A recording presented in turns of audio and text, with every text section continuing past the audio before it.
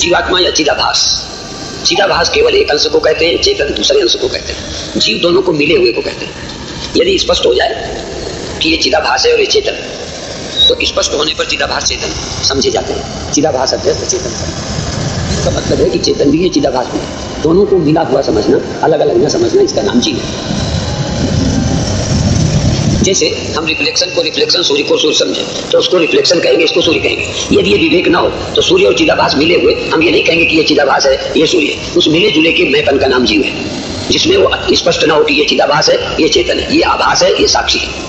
आभास और साक्षी यदि क्लियर हो गए तो आभास जो प्रतीत होता है, साक्षी जिसको प्रतीत होता है। पर साक्षी और आभास जब अलग अलग ठीक से नहीं समझे जाते, इस मिली जुली अनुभूति का नाम जीव है।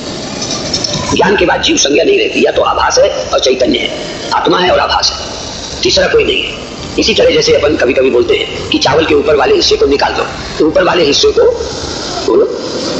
भूसी या छिलका बोलते हैं। जो भीतर छिपा था उसका नाम चावल है। पर जब दोनों मिले थे तो उसका नाम धान था।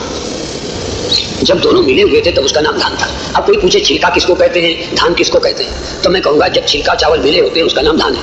जब छिलका और चावल अलग होते हैं तो एक का नाम छिलका हो जाता है। तो चिदाभास तब समझता है जब ज्ञान हो जाएगा। ज्ञान के बाद चिदाभास ये है और चेतन ये है। जब तक ये ज्ञान नहीं होता तब तक इसी चेतन चिदाभास का नाम जीव है।